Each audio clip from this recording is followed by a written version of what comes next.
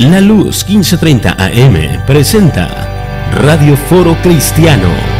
Un programa diseñado para ayudarle a entender lo que cree y por qué lo cree. Si tiene cualquier pregunta o comentario sobre los temas que aquí tratamos, nos gustaría saberlo. Puede llamarnos al teléfono 918-951-1473 o puede visitarnos personalmente en el 7216 East Admiral Place, entre Memorial y Sheridan. Usted ha escuchado Radio Foro Cristiano. Un programa diseñado para ayudarle a entender lo que cree y por qué lo cree. Gracias por habernos acompañado a lo largo de este programa. Los esperamos el próximo sábado en punto de las 12 del mediodía. Y recuerde, si tiene preguntas o comentarios puede llamarnos al teléfono 918-951-1473, 918-951-1473 o puede visitarnos personalmente en el 7216 East Admiral Place, entre Memorial y Sheridan. Buenos días. Nos encontramos aquí una vez más para llevar a ustedes el programa Radio Foro Cristiano, y en este sábado estaremos continuando una vez más con el tema que hemos iniciado algunas semanas atrás. Al inicio de este mes de marzo iniciamos un tema titulado ¿Es bíblica la doctrina de la Trinidad? Y estaremos en esta hora abordando este mismo tema, continuando con el tema de la Trinidad. Y bueno, qué bueno que están con nosotros en esta mañana. Estaremos interactuando con algunos textos bíblicos y bueno, estamos esperando que el pastor Luis Jovel se reporte desde Australia. Tal parece que va a estar con nosotros también en esta hora. Y bueno, quiero hacer una breve introducción a este tema que hemos estado abordando por las 2-3 semanas anteriores, y quiero decirles que el tema de la Trinidad es bastante importante. Desde el mismo inicio de la iglesia cristiana este tema se vio en la necesidad de desarrollarse, debido a que había grupos de personas que creían que Dios, debido a que el Antiguo Testamento dice que es uno, muchas personas pensaron que Cristo era un Dios distinto al Dios del Antiguo Testamento. Llegaron a esa conclusión basados en los versículos del Antiguo Testamento que dicen que Jehová nuestro Dios, Jehová uno es. Así que esa palabra uno, ellos se aferraban y decían, bueno, Jehová uno es, por lo tanto no pueden haber dos dioses. Así que ellos no podían reconciliar cómo, si Cristo era Dios, cómo podía esto encajar en el relato del Antiguo Testamento de que Dios es uno. Sin embargo, es muy interesante darnos cuenta que los primeros cristianos, cuando hablaban de la divinidad de Cristo y de Cristo como Dios, ellos no tenían ningún problema para hacer encajar a la divinidad de Cristo en el monoteísmo estricto del Antiguo Testamento, y ellos comenzaron a enseñar una alta cristología. Desde el mismo inicio de la iglesia cristiana ellos comenzaron a enseñar que Cristo es Dios, pero no solamente Cristo es Dios, que Él tiene todos los atributos del Dios Todopoderoso, todos los atributos que se le atribuyen a Dios en el Antiguo Testamento. Los discípulos y los primeros cristianos se los atribuyeron a Cristo en el Nuevo Testamento. Así que esto es muy necesario entender, y es lo que hemos tratado de explicar, el por qué la enseñanza de que Cristo es Dios no contradice en nada al monoteísmo del Antiguo Testamento.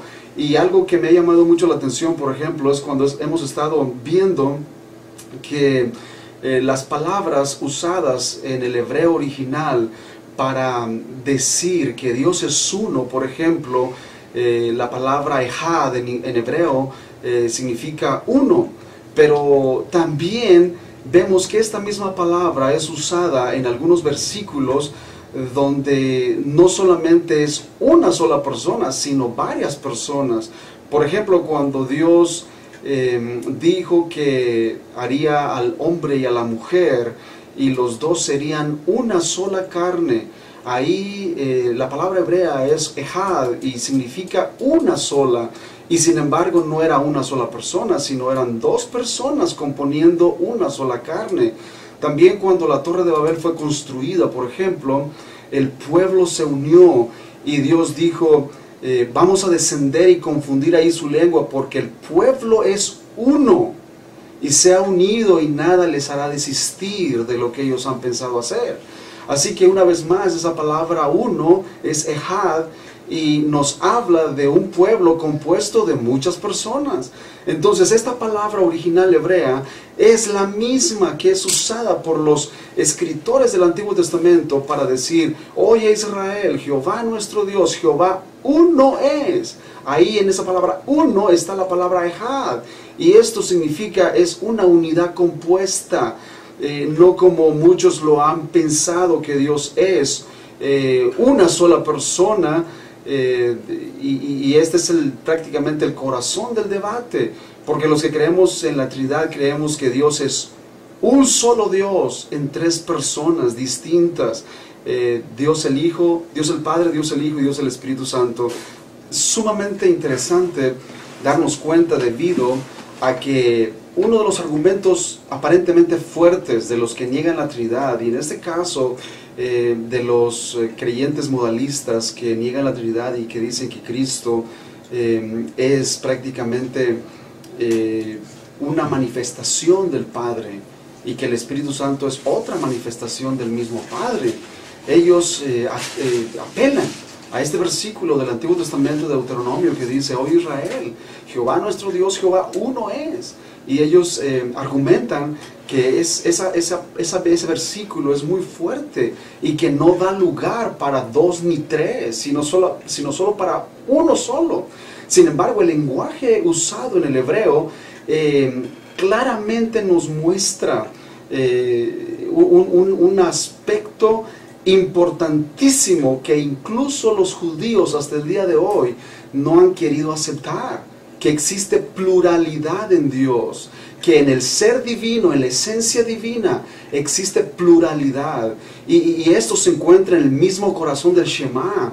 Esto se encuentra en el mismo corazón de lo que Moisés escribió. Oye Israel, Jehová nuestro Dios, Jehová uno es.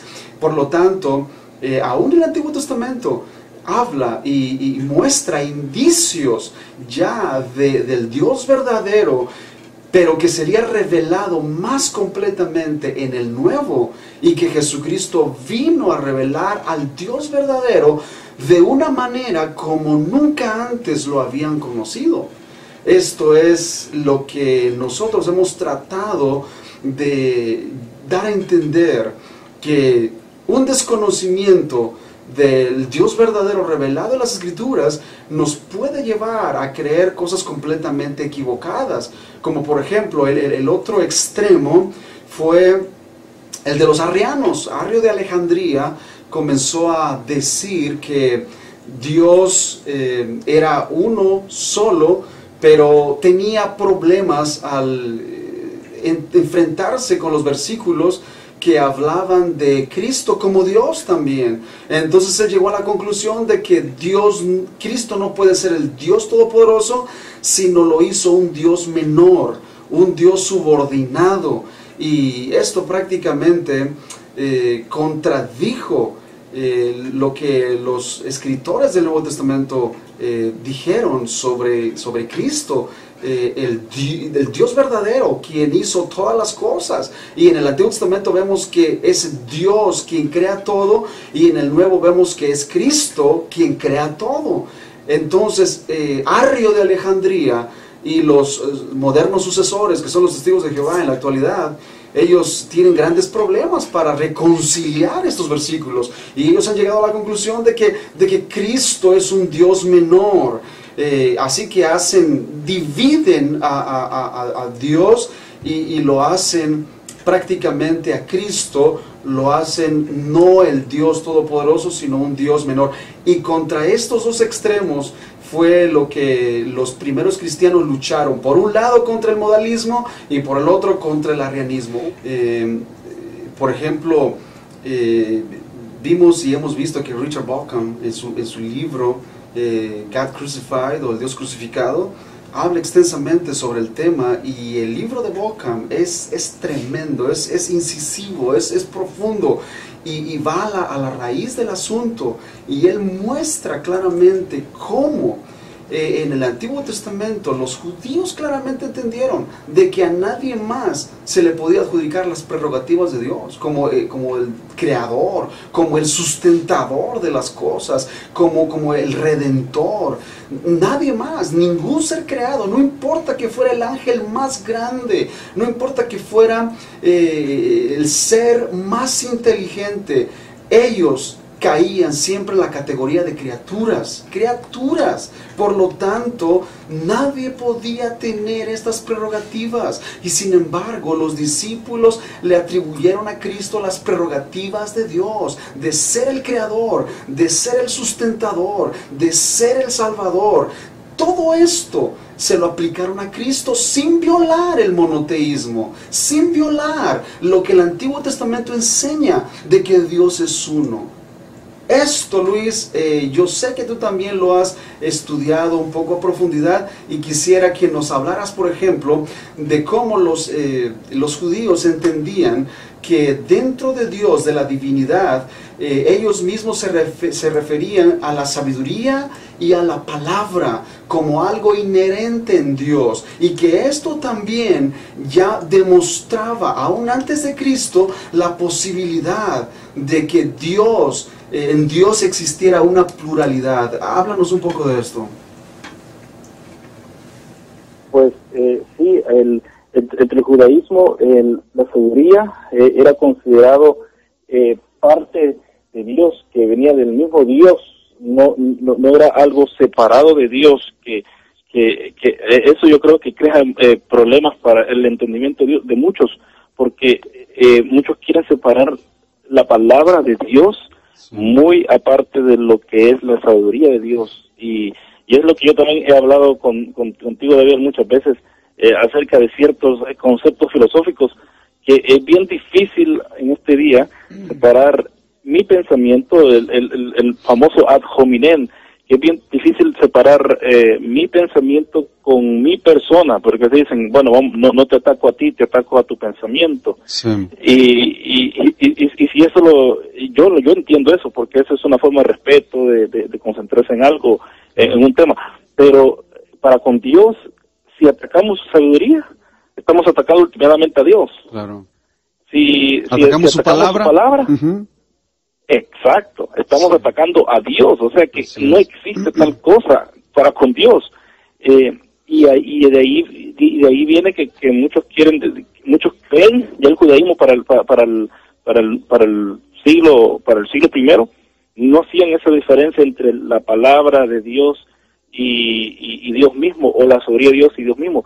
Tiene que ser el mismo Dios. Tiene que ser el mismo Dios. ¿Por qué? Porque hay una, y es donde se cae, hay una unidad entre los dos tan estrecha que es indisoluble, y que no se puede separar. Ahora, al decir que la sabiduría es una creación, ahí es donde yo estuve ahí al principio contigo cuando habla de proverbios y todo eso. Sí.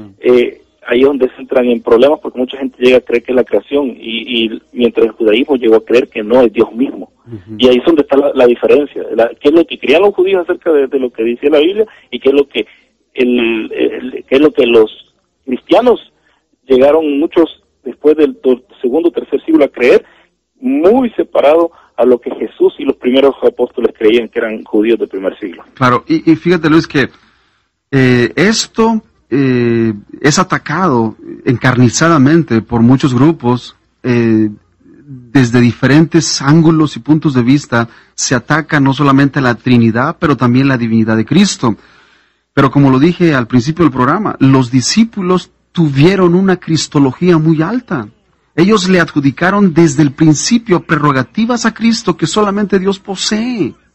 O sea, la adoración a Cristo no inició en el segundo siglo, no inició en el tercer siglo, como algunos detractores de la fe cristiana lo quieren hacer creer. No.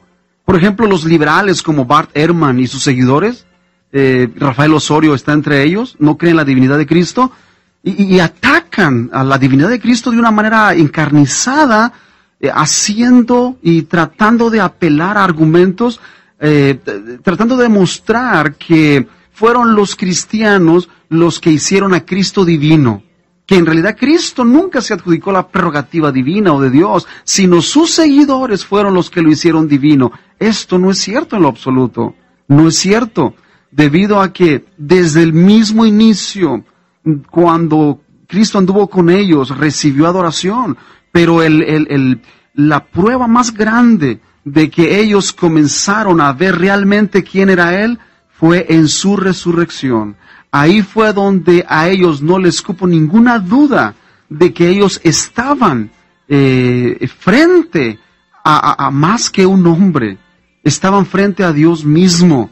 Y este hecho de la resurrección fue lo que vino a revolucionar no solamente el pensamiento de los discípulos, pero también su perspectiva tanto del Antiguo Testamento como de la persona de Cristo. Y de ahí en adelante ellos comenzaron a enfatizar grandemente que Cristo es Dios. Y el apóstol Pablo, que llegó un poquito después, de todas maneras, él sostuvo en alto una cristología bastante fuerte. Por ejemplo, Filipenses capítulo 2 nos habla claramente de esta alta cristología. Así que, desde el mismo inicio, los discípulos le adjudicaron a Cristo prerrogativas que solamente Dios tiene y que no puede ser por ninguna manera donde le veamos una criatura. Cristo no puede ser una criatura. Entonces, esto solamente puede ser explicado si Cristo no es una criatura, y si Cristo es el Dios Todopoderoso, y si la Biblia dice que solamente hay un Dios, entonces no podemos evitar llegar a la conclusión de que la Trinidad es una doctrina necesaria que fluye de las mismas páginas de las Escrituras. ¿Otro comentario que quieras hacer, Luis? Sí, el problema, ha dicho una cosa de que Jesús no puede ser una criatura, y también el problema que demuestra la gente que cree eso es que no entiende la encarnación de Cristo, no entienden para qué vino. Digamos, como has mencionado, Herman y otros liberales que no creen que Jesús es Dios, ellos simplemente creen que es un maestro, que fue una persona iluminada, y que Él vino a enseñarnos cómo vivir, y Jesús dijo que Él nos vino a enseñar a vivir como el Padre quería. Sí. Pero la diferencia está en que Jesús iba más allá de lo que estas personas dicen. Por eso es que Jesús preguntó, ¿quién dice la gente que soy yo? Y unos dicen que era Elías, otros dicen que era uno de los profetas, otros decían que era Juan el Bautista resucitado. Y Jesús volvió a preguntar, ¿pero quién dicen ustedes que soy yo? Y cuando Pedro le dijo, tú eres el Cristo. Claro. Y Jesús no le dijo, no, yo simplemente soy un maestro. Sí. Jesús no le dijo eso. Jesús le dijo que bienaventurado Pedro, eres. que bienaventurado eres. O sea, le afirmó lo que él había dicho. Entonces, ¿por qué que si el concepto de Jesús de sí mismo es muy diferente al que Herman nos da? Ok, pero ahí está la cosa, que ellos dirían, no, pero eso lo escribieron los hombres, eso fueron los apóstoles que se inventaron eso. Bueno, los apóstoles tuvieron que haberse inventado muchas cosas entonces en la vida de Jesús para poder así afirmar de que Jesús era quien decía que era. Entonces Jesús, no sabemos quién es Jesús entonces. Por eso ellos tratan de poner todo eso en tela de juicio. Pero para terminar el comentario, los testigos de Jehová y aquellos que niegan quién Jesús dice que es Él, estos afirman la Biblia, creen que la Biblia es cierta, pero aún así llegan a negar quién Jesús decía de sí mismo. O sea que tenemos dos extremos. Hay personas que están dispuestas a creer la Biblia totalmente, pero negar quién Jesús dice que es, y hay otros que están dispuestos a negar toda la Biblia y a negar también lo que Jesús dice quién es. Así que es una posición bien tremenda bien tremenda la que están tomando, porque están tomando prácticamente, a pesar de ser conservadores, porque los testigos son conservadores en su teología, porque tratan de salvaguardar muchas cosas, sí, pero como el monoteísmo, tienen muchos tropezaderos. Uh-huh. Claro. Como el monoteísmo, por ejemplo, pero tienen un pasadero tremendo, porque ellos quieren entender un monoteísmo de cómo ellos rechazan la Trinidad venida del tercer siglo, según ellos, pero llegan con eso a negar el monoteísmo que viene del primer siglo, que los judíos lo vienen creyendo. O sea, que por negar una cosa llegan negando prácticamente hasta lo que Jesús dice, y ahí es donde está el problema. Sí, y fíjate, Luis, el programa pasado hablamos de 2 versículos bien interesantes. Salmo 110, versículo 1. Dijo el Señor a mi Señor, siéntate a mi diestra hasta que ponga a tus enemigos por estrado de tus pies. Y Daniel 7, 13 y 14, donde dice que él vio en la visión a uno como hijo de hombre que le hicieron acercarse hasta el anciano de días. Y le fue dado dominio, reino, poder, y su reino es eterno. Ahora bien, esos versículos en el Antiguo Testamento claramente nos muestran que ya en el Antiguo Testamento existía la revelación de más de una persona en la divinidad, en la deidad. Porque David en el Espíritu dice, dijo el Señor a mi Señor. Ahí habla de 2 señores. Ahora bien, ¿quiénes son esos 2 señores? Un señor es el Padre y el otro señor no es el arcángel Miguel. No puede ser un ángel el otro señor. No puede ser un ángel. Y acá en Daniel también el anciano de días está, y luego se acerca uno como hijo de hombre y le dan todo el reino. El anciano de días le da todo el reino, todo el poder a este hijo de hombre que se acerca hasta él. Ahora bien, ¿quién es este hijo de hombre? No es un ángel otra vez, es Cristo el Mesías. Entonces, ¿cómo pues podemos explicar estos versículos? Si Dios es una sola persona, ¿cómo entonces, por favor, que alguien me explique estos versículos? ¿Quieres agregar algo más a esto, Luis? Sí, hablando de lo que se llama la teología bíblica, vemos cómo existió el primer Adán y existió el segundo Adán. Vemos cómo el primer Adán se le da también poder y autoridad sobre la tierra en Génesis, pero cayó. Entonces viene Daniel y dice que como hijo de hombre también se le da el poder.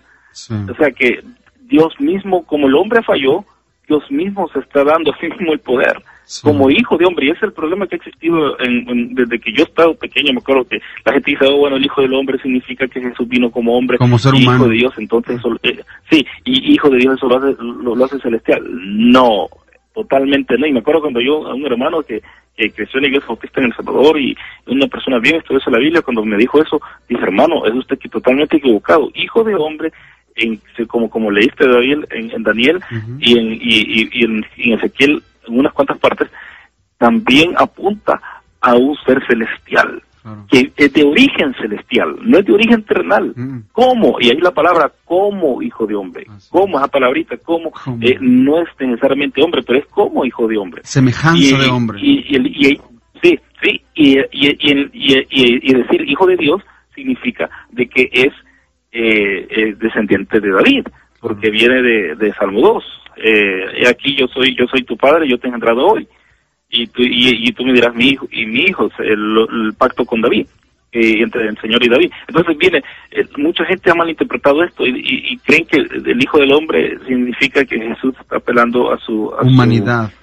A su humanidad, y no, está apelando a su divinidad. Así que ¿quién es Jesús? Cuando él se apuntaba así, el hijo del hombre, y los judíos entendían eso. Los judíos no hacían el error que hacemos nosotros en el siglo XX, el siglo XXI, de que decimos, el hijo del hombre quiere decir la humanidad. No, los judíos entendían que cuando Jesús hablaba de que él se aplicaba el título de hijo de hombre, él estaba reclamando que él tenía un origen celestial. Así es. Por ejemplo, cuando Cristo decía, el Hijo del Hombre va según lo que está escrito de él. Y cuando vez tras vez él hablaba y decía que el Hijo del Hombre va a sufrir y que el Hijo del Hombre va a hacer esto, el Hijo del Hombre, cuando los discípulos lo escuchaban y cuando los fariseos le oían pronunciar esta frase, Hijo de Hombre, ellos claramente entendían que Cristo se estaba refiriendo a la profecía de Daniel 7, 13 y 14, que uno como hijo de hombre, y al hacer esto, obviamente, él se estaba adjudicando esas prerrogativas divinas, por esa razón ellos lo acusaban de blasfemia, debido a que como ser humano, él se estaba adjudicando prerrogativas divinas, y por eso los judíos muchas veces desearon apedrearlo, por blasfemia supuestamente, que Cristo estaba blasfemando al decir y adjudicarse esas prerrogativas que solamente le pertenecen a Dios. Por ejemplo, cuando el paralítico lo trajeron delante de Cristo, él le dijo: hijo, tus pecados te son perdonados. Ellos comenzaron a decir: este dice blasfemias, porque ¿quién puede perdonar los pecados sino solo Dios? Cristo les contesta y les dice: ¿qué es más fácil decir, tus pecados te son perdonados, o decirle al paralítico, levántate, toma tu lecho y vete a tu casa? Pues para que sepáis que el Hijo del Hombre tiene potestad en la tierra para perdonar pecados, le dice el paralítico: a ti te digo, levántate, toma tu lecho y vete a tu casa. Así que claramente en esta respuesta vemos cómo Cristo se adjudica la prerrogativa que solamente Dios tiene y posee, la de perdonar pecados. Nadie más puede perdonar pecados, solamente Dios, y Cristo se adjudicó esa prerrogativa. Así que vez tras vez, por eso la respuesta a personas como Herman, ¿verdad?, que son críticos liberales, y ellos dicen: fuera de Juan, Cristo nunca dijo que era divino. Si sacamos el Evangelio de Juan a un lado, los cristianos no pueden demostrar que Cristo afirmó ser divino. Y vez tras vez se le ha demostrado a Herman, con esta cita de Marcos, por ejemplo, que Cristo afirmó ser divino, tener la prerrogativa de Dios de perdonar pecados.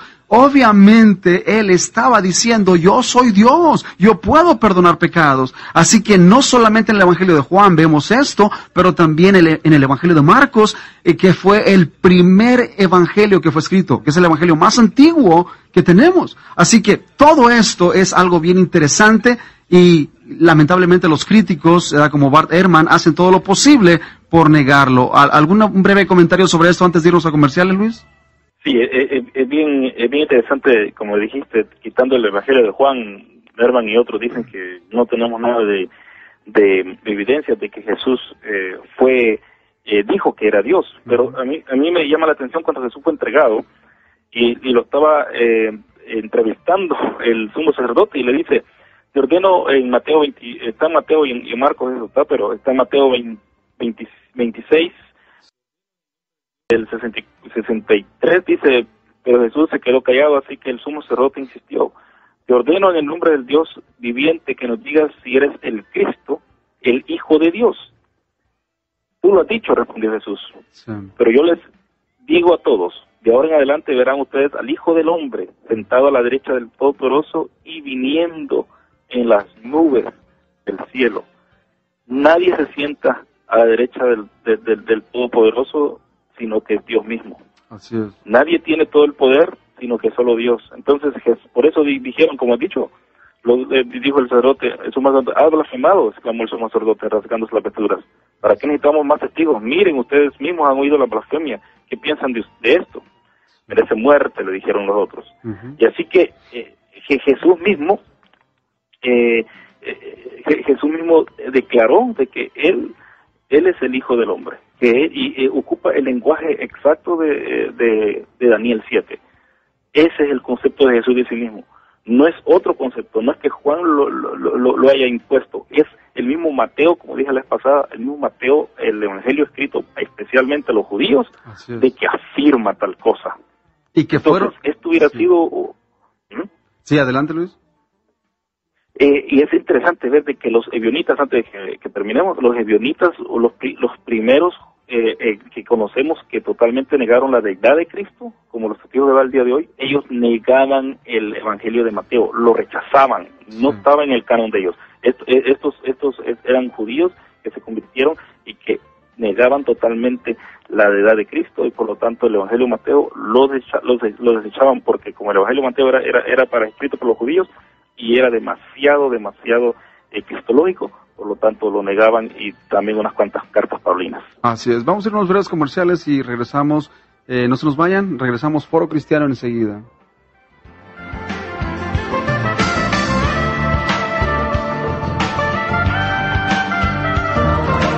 Heaven Media Productions, producción de audio y video para todas esas ocasiones especiales, tales como bodas, cumpleaños, graduaciones, aniversarios, eventos de la iglesia, negocios, deportes, todo lo relacionado con el arte audiovisual.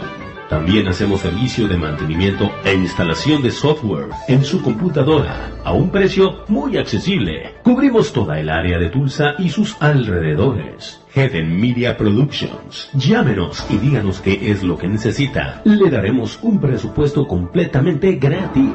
Nosotros hablamos tu idioma. Pregunta por Magno. 918-694-2516. 694-2516. Heaven Media Productions lo hace para usted. Todo lo relacionado con el arte audiovisual. 918-694-2516. El Centro Cristiano Ebenezer le invita a usted y a su familia a que nos acompañe en nuestros servicios de celebración. Somos una iglesia que proclama el señorío de Jesucristo en todas las áreas de nuestra vida. Contamos con servicio de guardería para los niños pequeños y nos encontramos ubicados en una de las áreas más accesibles del este de Tulsa. Nuestro horario de reuniones son los domingos a las 9:30 a.m. y los miércoles a las 7 p.m. Estamos ubicados en el 7216 este de la Arundel Place, entre Memorial y Sheridan. Puede llamarnos al teléfono 918-951-1473. 918-951-1473.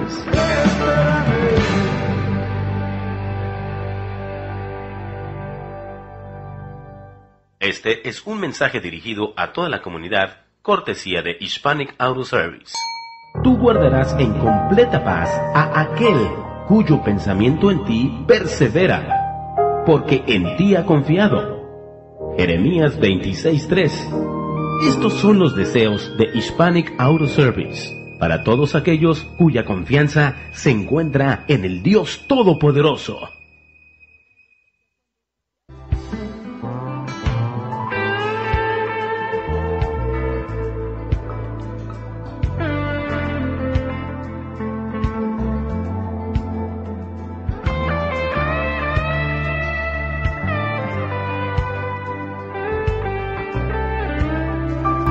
Bien, nos encontramos una vez más aquí de regreso para continuar con el tema de la Trinidad, y estamos hablando sobre este tema tan interesante, pero que al mismo tiempo ha causado controversia a lo largo de la historia, debido a que los que no aceptan esta doctrina alegan diciendo que debido a que la palabra Trinidad no se encuentra en la Biblia, por lo tanto, tal doctrina no puede ser bíblica.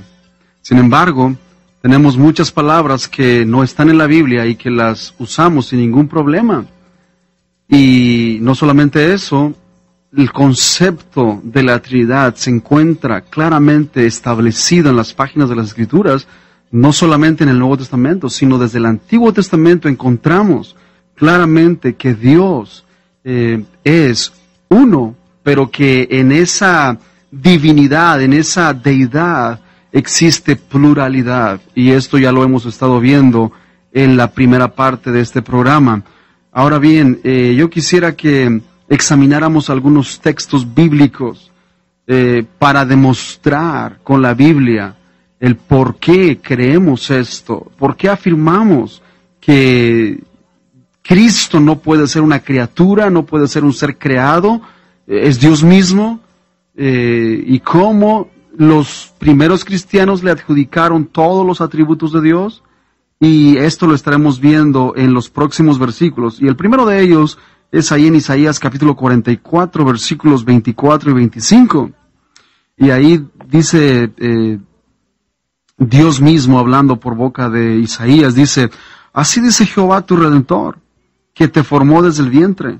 Yo Jehová, que lo hago todo, que extiendo solo los cielos, que extiendo la tierra por mí mismo, que deshago las señales de los adivinos y enloquezco a los agoreros, que hago volver atrás a los sabios y desvanezco su sabiduría. Notemos bien cómo Jehová dice que Él es el único creador, Dice que Él hace los cielos o hizo los cielos solo. Dice, yo Jehová que lo hago todo, que extiendo solo los cielos, que extiendo la tierra por mí mismo. En otras palabras, Jehová es el único creador. No hay otro creador, solamente Dios.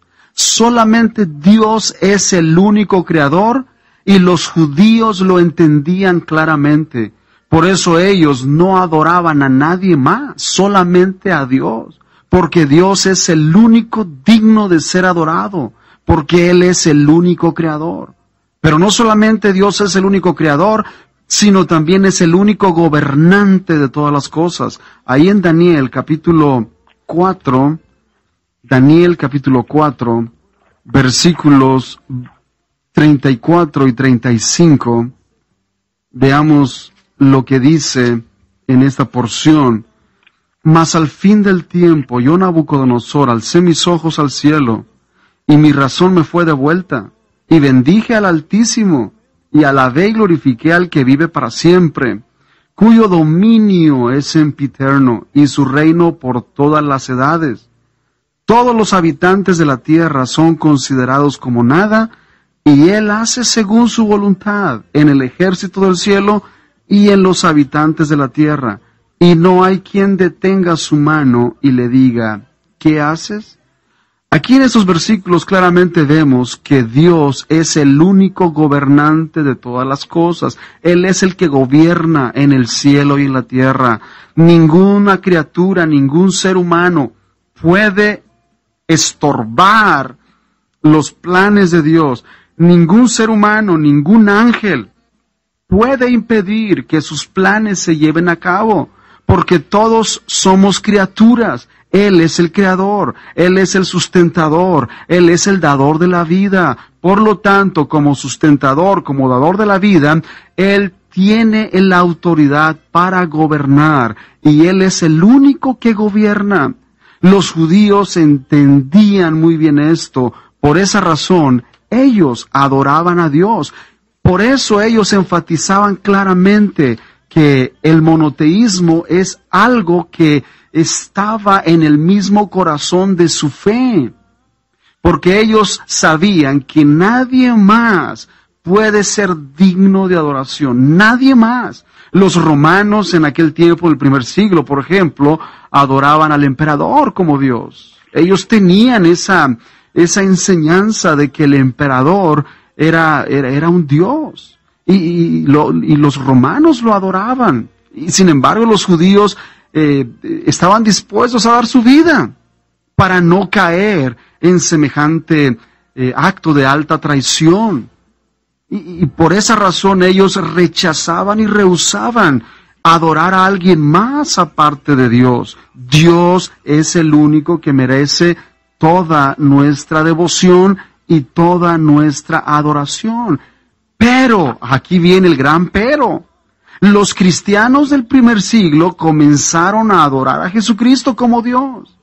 Los cristianos del primer siglo no vieron ningún problema en atribuirle a Jesús esos mismos atributos que el Antiguo Testamento le atribuye a Jehová. Esos atributos de que Él es el único creador y de que Él es el único gobernante y sustentador de todas las cosas. Por ejemplo, si vamos a Hebreos capítulo 1, versículo 2, ahí encontramos un claro ejemplo de cómo los primeros cristianos entendieron que Cristo merece ser adorado debido a que Él tiene y posee la prerrogativa de Dios.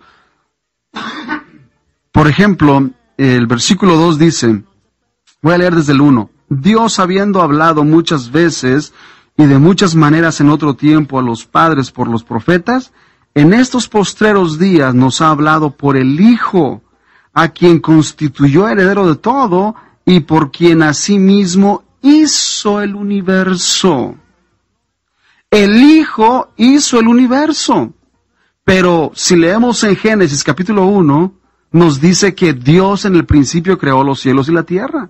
Y el versículo que leímos de Isaías Dios dijo, yo solo que he creado todo esto. O sea, yo solo he creado esto. Y aquí en el libro de Hebreos, el escritor nos dice que Cristo, el Hijo, fue el que hizo el universo.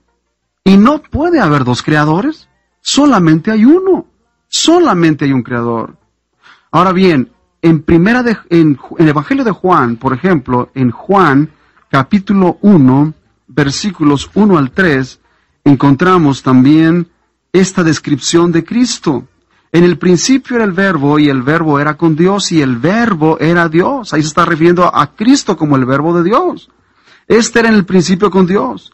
Y luego el 3, todas las cosas por Él fueron hechas, y sin Él nada de lo que ha sido hecho fue hecho. Otra vez, Juan le atribuye a Cristo el poder creador, de crear los cielos, la tierra, los seres vivientes. Todo lo que hay en este universo fue creado por Cristo. Cristo creó todo. Y sin embargo, el Antiguo Testamento dice que es Jehová, que fue Jehová el creador de todo. Si vamos a 1 Corintios, capítulo 8, versículo 6, ahí también encontramos lo que el apóstol Pablo dijo en este versículo. Y es lo que Luis Jovel ha citado algunas veces en los programas pasados. Dice, para nosotros, sin embargo, solo hay un Dios, el Padre, del cual proceden todas las cosas, y nosotros somos para Él. Y un Señor Jesucristo, por medio del cual son todas las cosas, y nosotros por medio de Él. Notemos cómo aquí en este versículo el apóstol Pablo une en un solo versículo a Dios el Padre como del cual proceden todas las cosas, y al Señor Jesucristo, por medio del cual son todas las cosas. Y sabemos que no hay dos creadores, sino solamente uno. Pero aquí el apóstol Pablo claramente identifica al Padre y al Hijo de manera separada, sin contradecir el monoteísmo judío, sin contradecirlo. Esto es bastante interesante.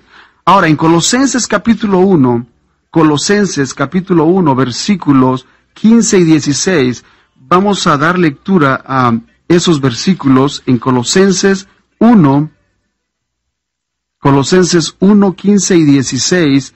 Él es la imagen del Dios invisible, refiriéndose a Cristo, el primogénito de toda creación, porque en Él fueron creadas todas las cosas, las que hay en los cielos y las que hay en la tierra, visibles e invisibles, sean tronos, sean dominios, sean principados, sean potestades, todo fue creado por medio de Él y para Él. Esto es una alta cristología que el apóstol Pablo, un judío del primer siglo, exalta a Cristo y lo pone al mismo nivel de Dios. Y dice que en Cristo fueron creados todas las cosas, tanto visibles como invisibles. Y todo lo que existe, sean tronos, sean dominios, sean principados, sean potestades, todo fue creado por medio de Él y para Él. Un comentario sobre esto, Luis, antes de continuar en los otros atributos que los escritores del Nuevo Testamento le atribuyeron a Cristo. Sí, quisiera hablar acerca de Colosenses, el versículo 17, creo que lo tenés ahí enfrente. Yo tengo otra versión, yo tengo la nueva versión internacional enfrente de mí. Yo me imagino que tenés la Reina Valera, ¿verdad? Sí. Y él es... leer el versículo 17. Y Él es antes de todas las cosas, sí, el 17. Y Él es antes de todas las cosas. Sí, y mucha gente toma ese pequeño versículo, lo que él dice, Él es antes de todas las cosas, por prótocos. Prótocos es una palabra en griego que quiere decir que significa primero, pero también puede significar el origen, sí. Porque Jesús es el origen de todas las cosas. Y si Jesús es el origen de todas las cosas, entonces, ¿qué hace eso a Jesús? Así es. A mí me llama la atención, volviendo al Evangelio de Mateo 28, cuando es la gran comisión. Mateo 28 dice esto, y le está hablando a los judíos, a sus discípulos, dice, se me ha dado toda autoridad en el cielo y en la tierra. Y como bien has dicho, David, una y otra vez, el único que tiene autoridad en el cielo y la tierra es el Señor, o Jehová. ¿Quién es Jesús entonces? Si él se le ha dado como humano, o se le ha dado toda autoridad. No humano tiene autoridad. Dios, en el Antiguo Testamento no vemos que gobierna a través de sus ángeles, no vemos que gobierna a través de sus seres, sino que Dios mismo gobernando toda la creación. Entonces, ¿quién es Jesús entonces ahora que tiene no solamente autoridad en la tierra como Adán tenía autoridad en el huerto, en el jardín del Edén? Porque sí, Dios delega autoridades, pero dice aquí que ahora Jesús tiene autoridad en el cielo también. Y en la tierra. Esto sí que es, para un judío del primer siglo, esto hubiera sido un choque, porque no puede haber otro que gobierne el cielo ni la tierra que Dios mismo. Entonces, ¿quién es Jesús? Bueno, y ahí sigue hablando sobre la gran comunión, pero lo que dices en Juan 1:1, que en el principio era el verbo y el verbo estaba con Dios y el verbo era Dios. No, yo quisiera brevemente comentar acerca de eso. En la gramática en griego, los testigos de Jehová traducen su Biblia como dice, en el principio era el verbo y era la palabra, y el verbo y la palabra es lo mismo, y la palabra estaba con Dios y la palabra era un Dios, y ellos dicen que gramaticalmente, porque no tiene ahí el verbo cero estar, por lo tanto ellos tienen que tienen que decir que era un Dios.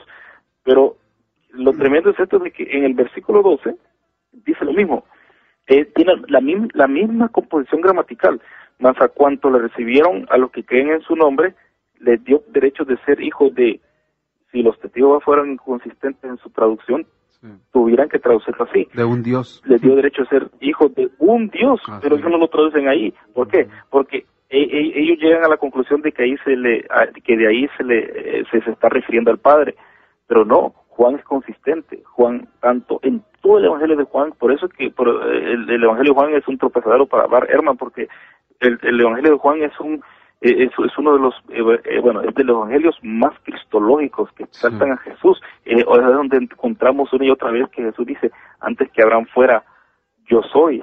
Jesús se atribuye el nombre de Dios, que es yo soy, se lo atribuye a él mismo. Así que, ¿quién es Jesús? Bueno, Jesús es Dios mismo, Dios mismo, y una cosa que no dije, que parece que lo dije antes, que no entienden la encarnación, no entienden el motivo, no entienden el por qué tomó la encarnación lugar, y por lo tanto ellos creen, fue un hombre que llegó a ser Dios. No, o fue un ángel, lo que digo una vez más, que el arcángel Miguel que llegó a ser Dios. No, Dios no reina a través de ángeles. Dios reina a través de su propia majestad y potestad. Claro. Y estos versículos que hemos leído de Cristo como el Creador son un gran tropezadero, como lo has dicho, para los testigos de Jehová. Gran tropezadero, porque nadie más puede ser creador, solamente Dios mismo. Y adjudicarle el papel de creador de todas las cosas a Cristo, obviamente tiene que ser Dios mismo también, no un Dios con D minúscula, no una criatura como los ángeles, sí.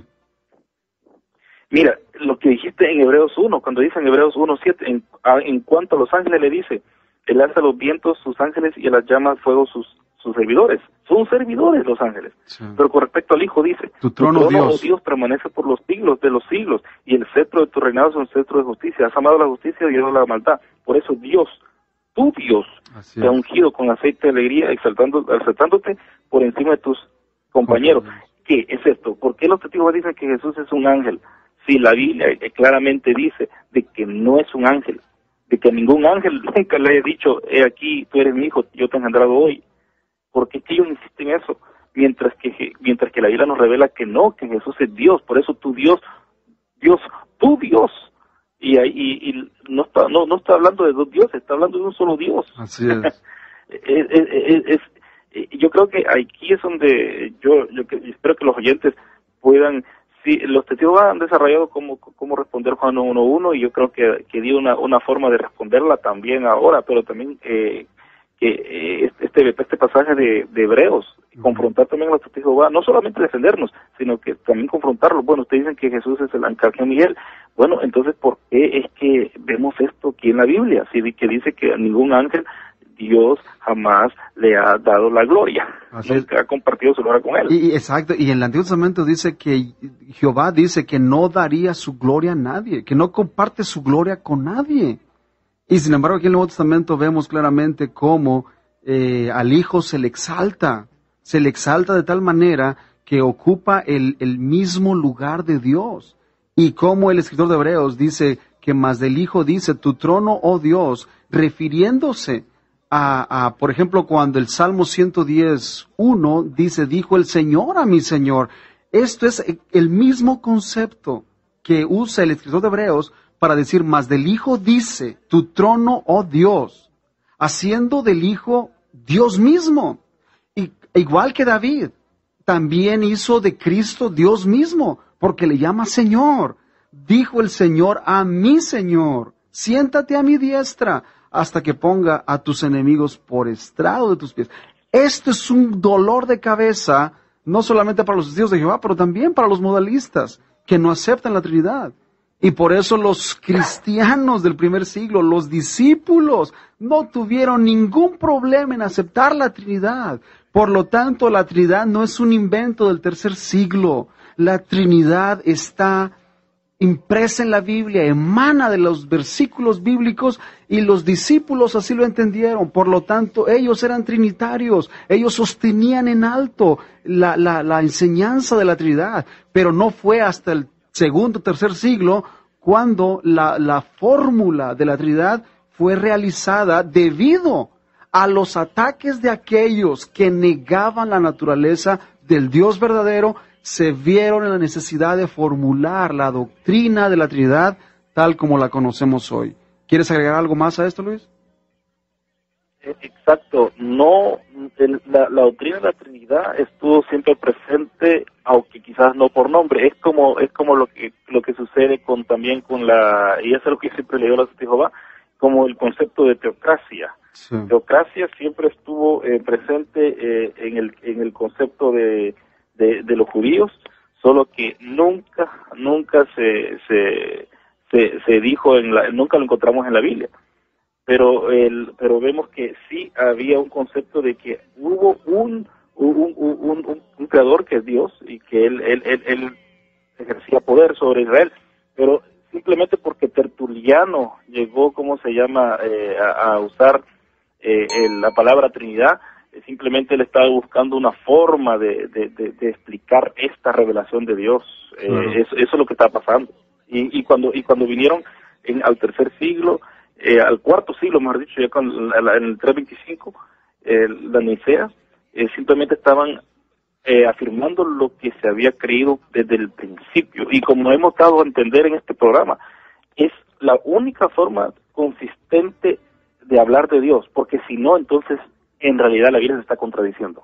La Biblia está contradiciendo mucho, y Dios se contradice a sí mismo cuando dice que no le doy la gloria a nadie, pero sí se la voy a dar a esta creación, Jesús. Dios se contradice a sí mismo. Entonces, ¿quién es Jesús?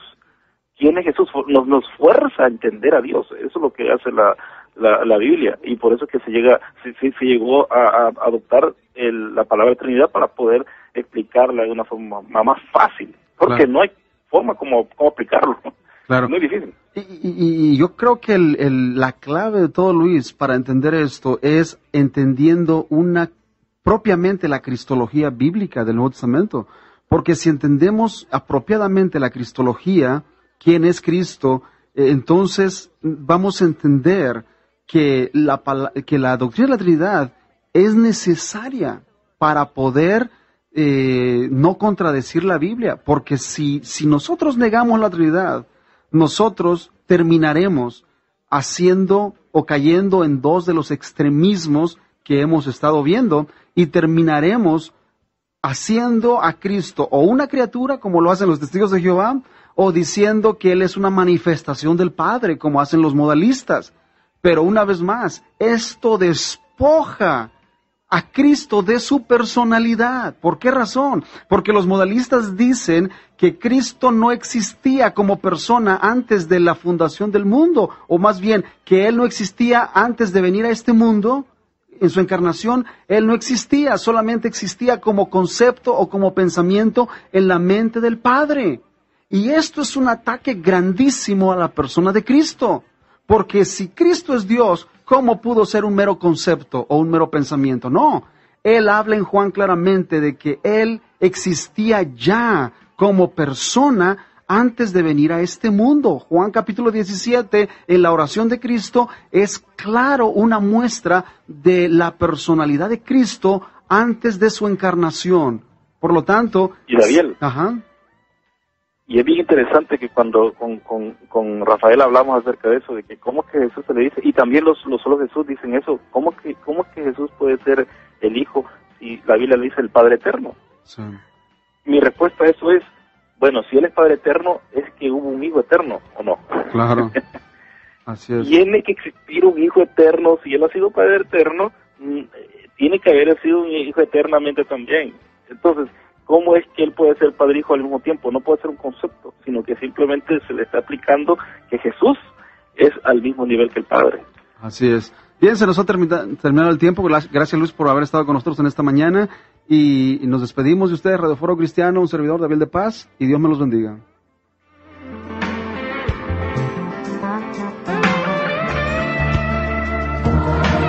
Heaven Media Productions, producción de audio y video para todas esas ocasiones especiales, tales como bodas, cumpleaños, graduaciones, aniversarios, eventos de la iglesia, negocios, deportes, todo lo relacionado con el arte audiovisual.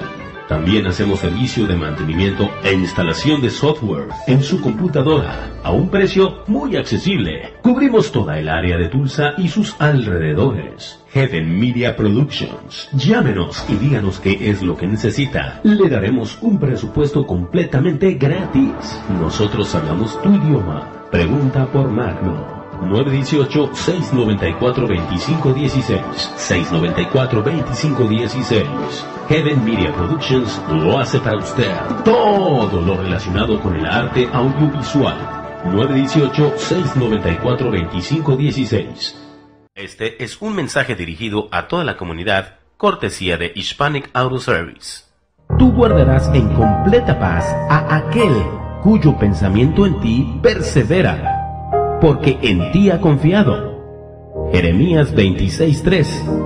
Estos son los deseos de Hispanic Auto Service, para todos aquellos cuya confianza se encuentra en el Dios Todopoderoso.